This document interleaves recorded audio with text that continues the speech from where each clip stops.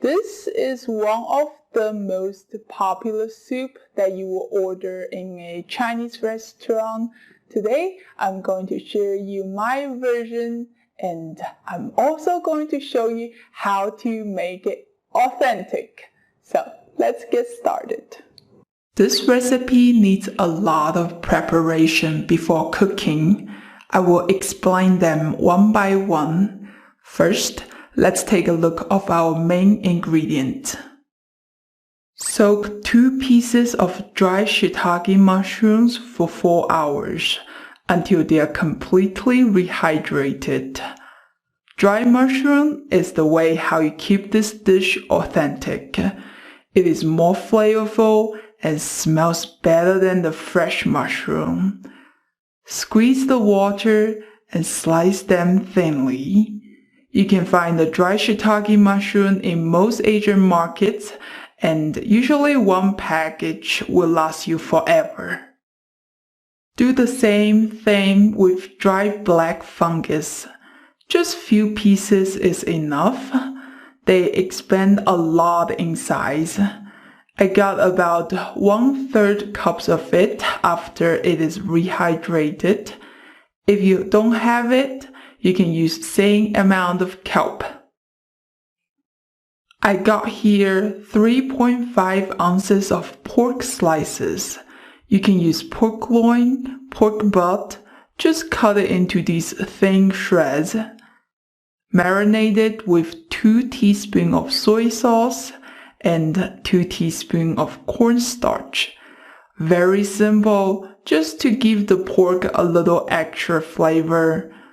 We're gonna let that sit for about 15 minutes and we'll take care of the tofu. You want to use the silken or soft tofu so you can make the soup extra comfortable.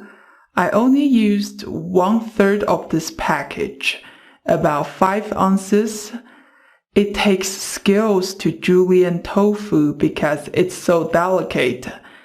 I slice it with the up and down cutting technique. Do not slice it back and forth. That will break the tofu. Gently push the tofu to one side a little bit. Carefully cut it into shreds. Also, I use a separated cutting board so I can just leave the tofu on it. In that way, I don't need to transfer it around and break it apart. Beat 2 eggs and set it aside. Cut some carrot into thin shreds, about 1/3 cup. It will give the soup a bright color. Next, let's combine some seasonings together. 2 tablespoons of cornstarch, 2 tablespoons of water. Mix it until you don't see any lumps.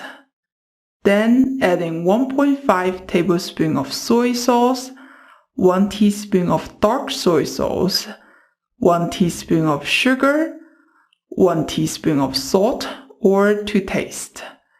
Mix until everything is well combined.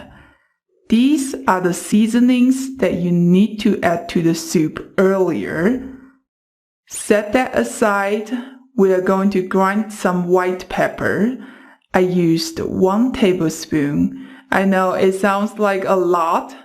This dish was created for the poor people to warm themselves up and survive through the winter, which is the purpose of using white pepper. But now, most restaurants, they lower the amount because it is not a pleasant feeling if your mouth is burning.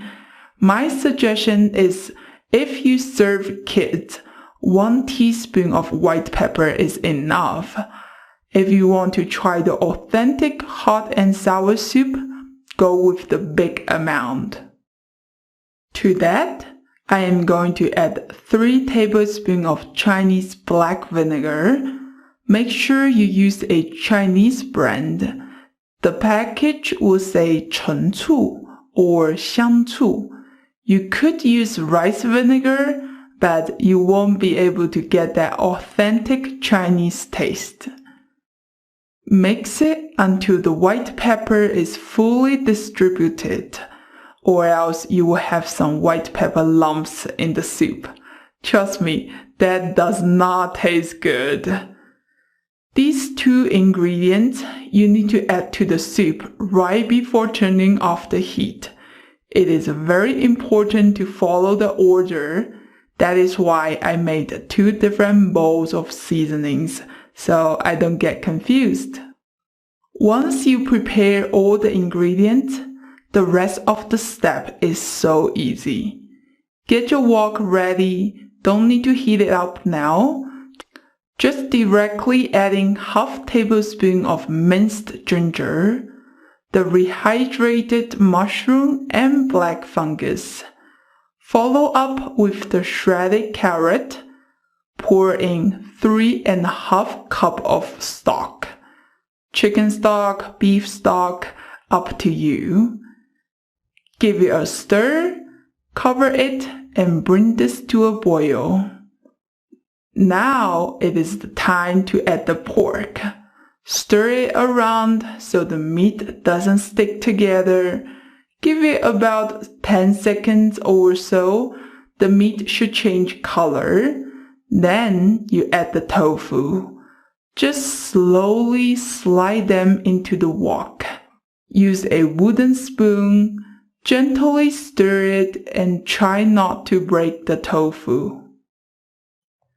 Cover this and wait for it to come back to a boil. Pour in the sauce. There is cornstarch in it, so be sure to stir it before add it to the wok. Also, you need to whisk the soup in the same time, so the cornstarch can be evenly mixed into the broth. That looks good already. Then you just do the same thing to the egg. Some people don't stir the egg so they can get large pieces of egg in the soup. I think stirring it makes the soup even silkier, and I like the texture. But what to do, it's up to you. Cook this whole pot for another 30 seconds, so all the ingredients can come together. Now you can add the other bowl of seasoning, white pepper and vinegar. They are the types of ingredients that the flavor will fade away if cooked long time. That is why we added 10 seconds before you turn off the heat.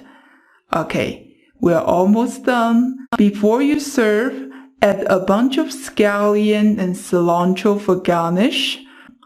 Top 1.5 teaspoon of sesame oil for the nutty taste. And we're done. A nice warm soup for the winter.